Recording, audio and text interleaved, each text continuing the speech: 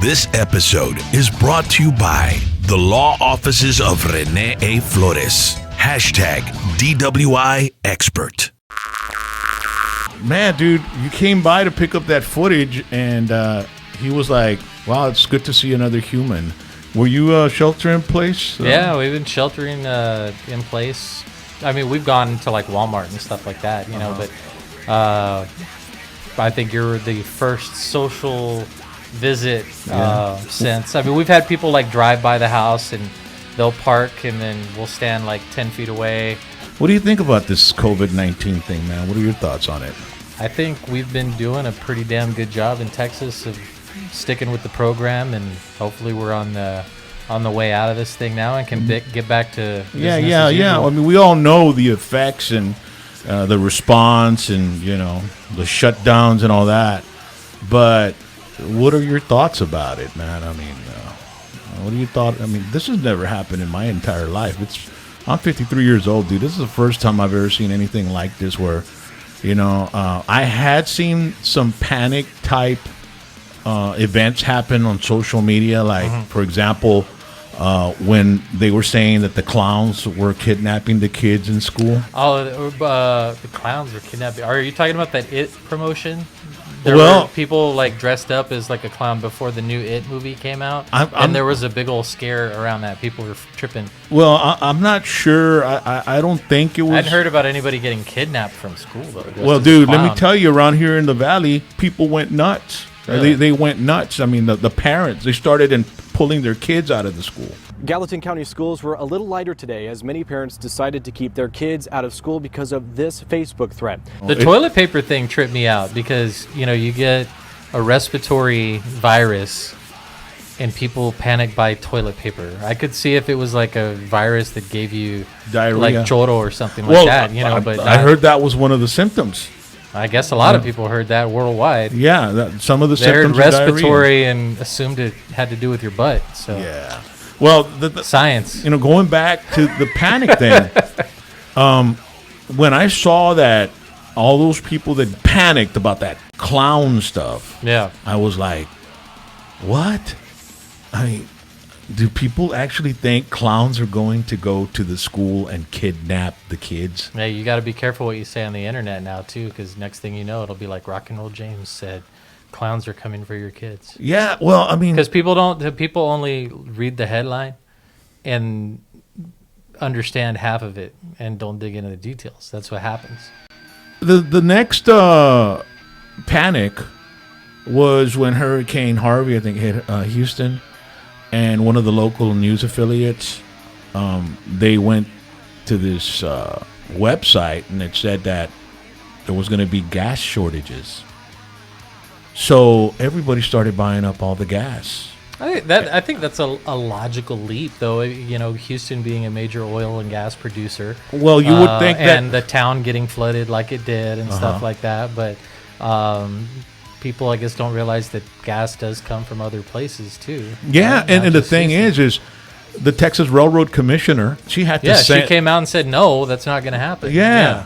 But people still freak out. Yeah. But the news had already, you know. And if it's on the news, it's real. So then they got that information from some website that was incredible. I mean, if you wanted to know exactly, if I'm a reporter and I see that on a website, let's contact the railroad commissioner and get a comment from her first before we create this panic. And so what happened is all the people started buying up all the gas.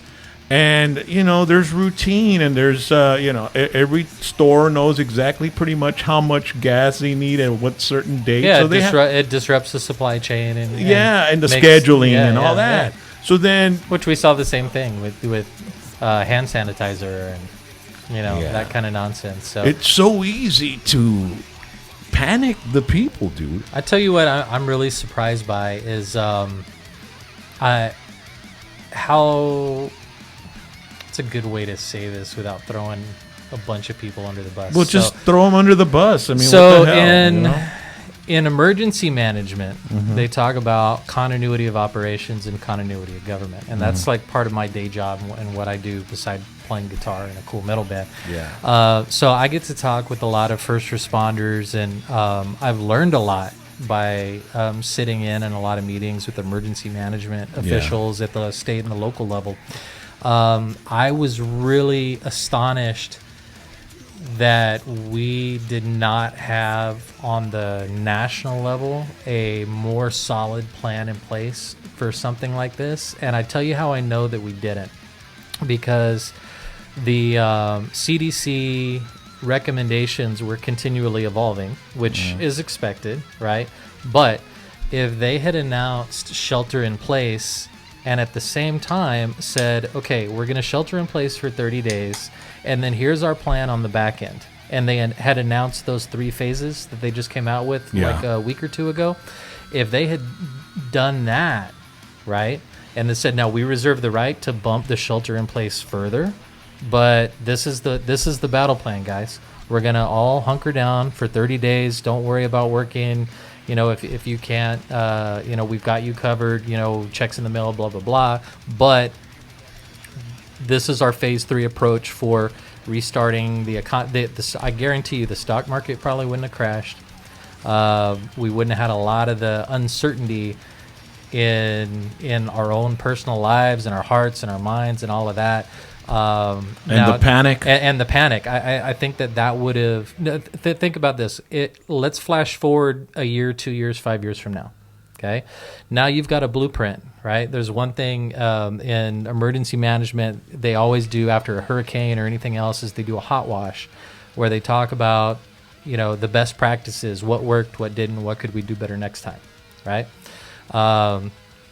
If we take the lessons learned from this pandemic, the next time something like this comes around, which hopefully it never does, but it probably will, then it'll just be like anything else, like a hurricane would be, or, you know, that's where all of these policies and procedures come from. You still have idiots that are like, no, I'm going to stay home. The hurricane hasn't hit my house in 25 years. And next thing you know, they're waiting to be rescued and putting somebody else in danger, trying to save them, you know. And so there's that you have to deal with too. Well, the thing about it is that a hurricane, you kind of, they have models to kind of figure out the path and how close it can come to your area. Sure. So you can prepare because you know. Yeah, but you can it's prepare, almost this way. You can prepare for a pandemic too.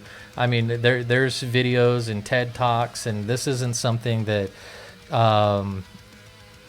is an afterthought, right? Like, I've been in the wireless industry for like 16 years this year, and I work on the government side of the house, and so we talk about continuity of operations and continuity of government and emergency preparedness, and pandemic has always been a bullet point on the list. So I've been talking about it for 15 years. And so, we were all equipped to be able to work from home with no problem, and things like that. But there's a lot of businesses that all of a sudden went, oh my God, we got to get everybody a laptop and a webcam and, internet access because they don't have internet access, and all this technology is needed, right? And then people don't know how to use it. Right, which is a whole nother thing, you know. And not everybody has Wi-Fi. So you can't say it's not like a bomb just went off that nobody was expecting, or like aliens arrived and then like there was no precedent. I guarantee you, our government has been doing war room type exercises for all of these types of scenarios for a really long time. Why they didn't come out and say, and I'm not saying our government's done a bad job, I'm just saying we could have done better. I expect a lot from our elected officials, right? And I think there's a lot of bureaucracy. There is a lot behind the elected officials. Right, so that's something that's annoying, right? Like, why not come out and just say, okay, here's our plan in total. I get that we might need to augment stuff or whatever, but like having to go back to Congress to get additional appropriations for small businesses, right? An additional stimulus round 6 or whatever. Yeah. That's just people wanting to stay employed and prove themselves useful. If they did all that crap in the first place, then they have no reason to come back to work. You know what I mean? Yeah. It's just common sense and being prepared and doing things right the first time. Well, one thing thinking things through. Yeah. It doesn't take a visionary person to figure a lot of these things out. But hope the good thing is that our leadership here in Texas has done a great job. The feds have done a good job too. It just has seemed a little reactionary.